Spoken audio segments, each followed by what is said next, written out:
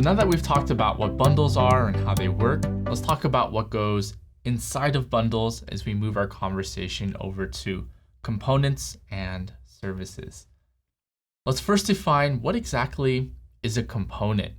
So first and foremost, we have a more formal definition. A component is an object that provides some sort of functionality. But practically speaking, a component is going to be expressed as a Java class inside of a bundle. And what makes a component is that it's declared as a component. We'll see how that's done pretty soon. Right. When we have a component, this object is also going to be managed within the OSGI framework. More specifically, there's a part inside of it that'll handle the component. So the OSGI framework handles the component, and it also has its own life cycle that goes with it. The life cycle is very simple. It's either active or activated or deactivated. Very simple component life cycle there. So as we talked about, a component has its own life cycle. And as we saw with the bundle, you can have methods that correspond with the life cycle as well. So when the component is activated, there's a method that goes with it. When a component is deactivated, there's a method that goes with that as well. So we can utilize that method and do some interesting things with it if we so desire. Along with the component, you can also configure it as well. You can set specific attributes and properties to kind of control how the component works and what it does. So why components in the first place? What are some of the features of components? So first off, a component can publish itself as a service. Generally speaking, you can think of components as services, and most of the time you're going to be right. But again, we're talking about them separately, so we'll try to make a distinction there. Right, so components will register themselves, or they can be services within the OSGI container. Components can also consume or call other services as well. The component has its own very simple life cycle, and the component is also reusable as well. So if one application is using the component, it's not always tied up. Multiple applications and multiple OSGI bundles can use the same component. And with that, as we talked about, components also have specific properties as well. Those properties can help determine what happens if multiple bundles are using the component. All right, so let's take a look at how a component is made. It's pretty straightforward here. We see a very simple Java class, and right above the public class training component, there's an annotation at component. Right? When the component is activated, the activate method is going to be called. And in this example, we're just going to print I'm active. So very simple there. So a service, when we talk about services in this conversation, we're talking about OSGI services. So in this case, when we're talking about a service, it's going to be a component that is registered inside of the OSGI container, and more specifically registered inside of this thing called the service registry. We'll talk about that a little bit later as well. Right. A service typically is going to be implementing a specific interface, right? And it's always going to be referenced by its interface in the OSGI container. So the service is going to be referenced by its interface in the OSGI container. And we'll take a look at what that looks like pretty soon when we take a look at more code. So a service interface, as we see here, a very simple interface, nothing out of the ordinary, nothing out of the Java world. So interface, we have a method called getName, and then we have a setName. So very simple there. Now, if we want to implement the interface as a service or an OSGI service, it's very simple, right? So start off as you would in normal Java. You create a class that's going to be implementing the interface. From there, we then implement each one of the methods of that interface. So nothing outside of what we know in the Java world. Now, what makes this an OSGI service is that component annotation once again. So we see the @component annotation right above public class, and then the service equals is telling the OSGI container that I am this type of OSGI service. So it might sound a little funny, but we're going to say this is a employee service OSGI service. Or we can also say this is a employee service component. All right. So let's talk more about the service registry.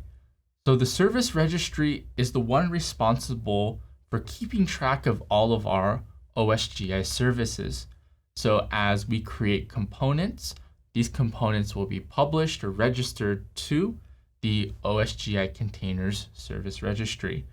Whenever we want to call an OSGI service, the service registry is the one who is going to be looking for the specific service and making sure that everything is wired together. So when we're making API calls, service registry is the one who is responsible for making sure that the right implementation or an implementation is being connected to the API. This is going to provide a loose coupling, so there's not this tightly coupled or tightly connected relationship between our interfaces or services and the implementation. Alongside of that, we can also have multiple service implementations as well. So you can have one interface with multiple implementations. All right, and whoever is calling the services, whoever's consuming the services, also has a little bit of control as to which implementation is going to be used if there's multiple of them. So let's take a look at this diagram here of a OSGI service and how the service registry plays a role in all of this. So let's first start off with the service API. So API is nothing different than what we've seen before.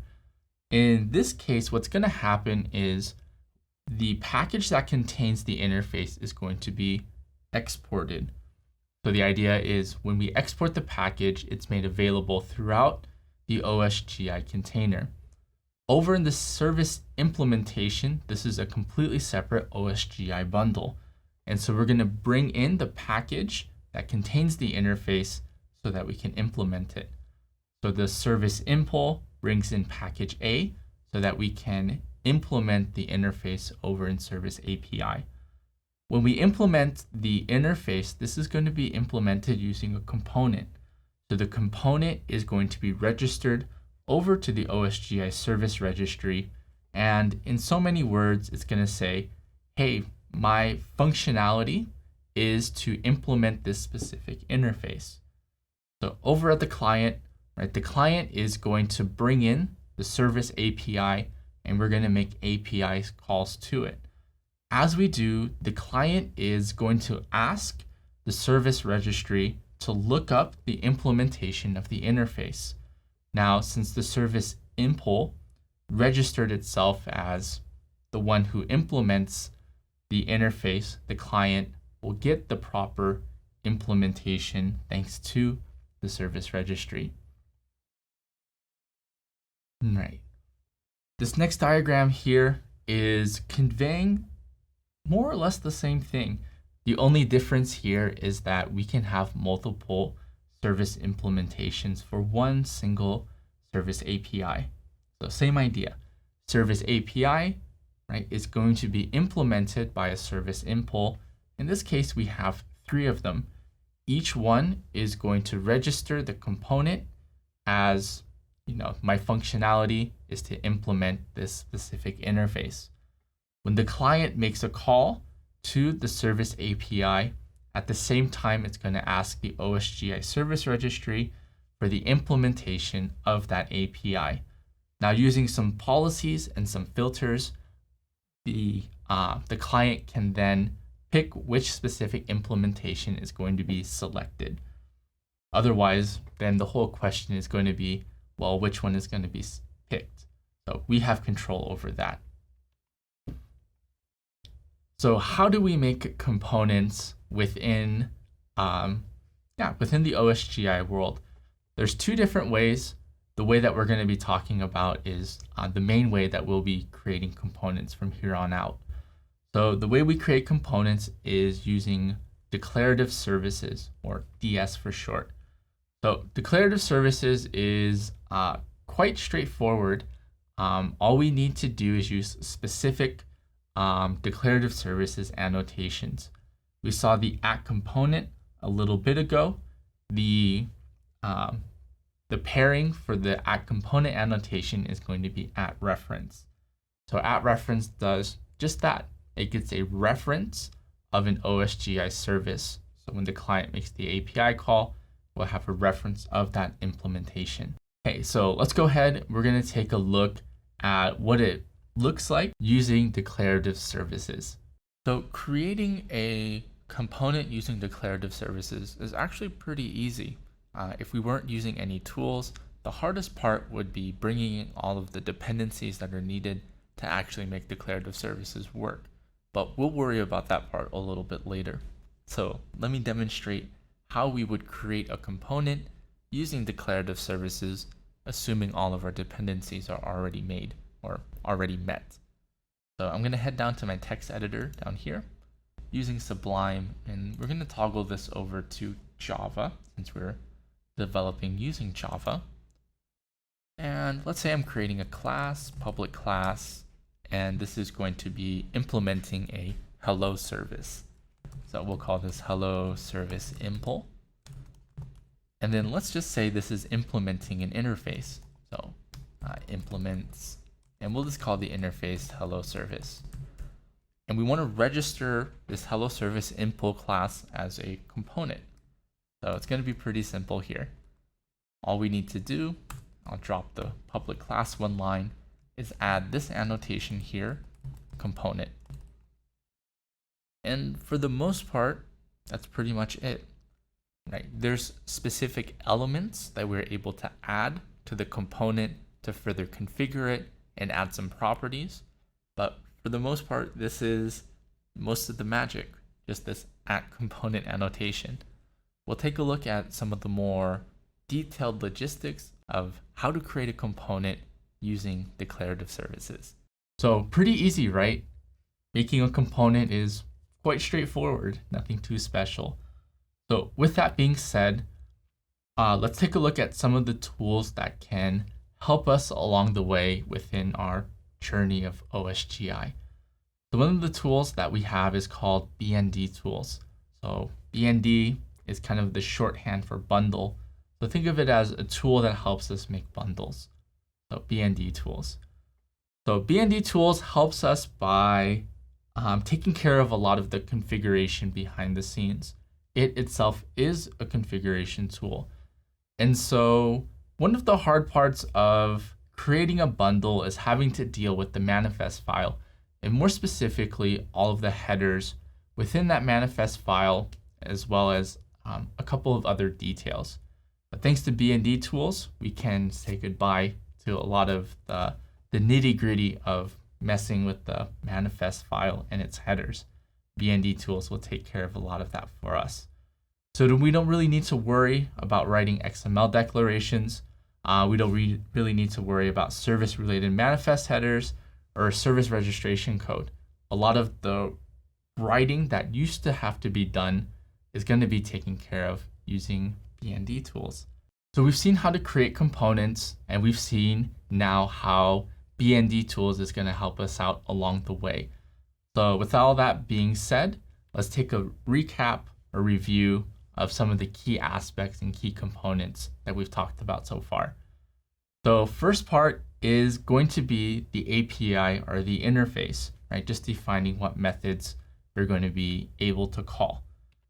Right? With the API, we need to implement it somehow. And so we'll have our own implementation class helping us implement it. And as we do, we're going to be implementing it using a component so that this will be registered within OSGI service registry, so it can keep track of which APIs are implemented by which components. Okay. When we create components, it's pretty simple. We just use the at component annotation. When we want to call a service in the OSGI world, the way we do so is using the @reference annotation. So we see here the @reference annotation towards the bottom as we instantiate or create this employee service object. So employee service object is created based off of the employee service interface. @reference asks the service registry to get the OSGI service that implements employee service. So that way, when we make the service call here in the return statement, right, it's going to work. There's an implementation there that'll handle the details and the logistics. So with all that being said, let's go ahead and take a look at what our exercise is going to be looking like.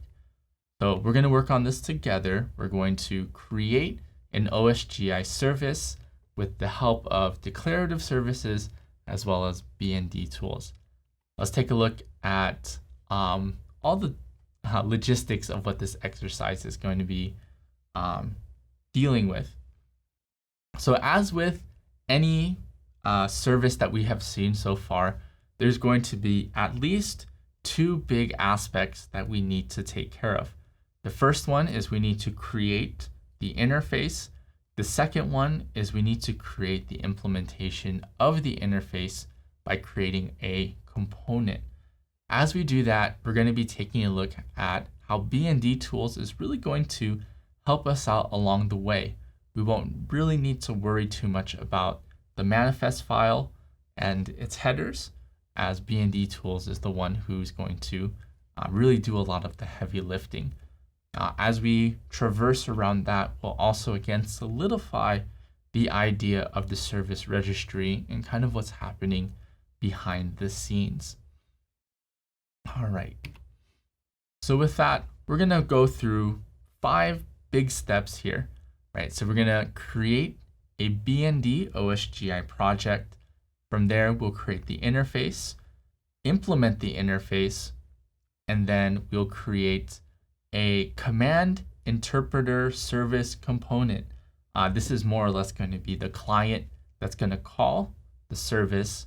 And then once we have those 3 things created, we'll go ahead and test this out and see it in action within the GoGo shell.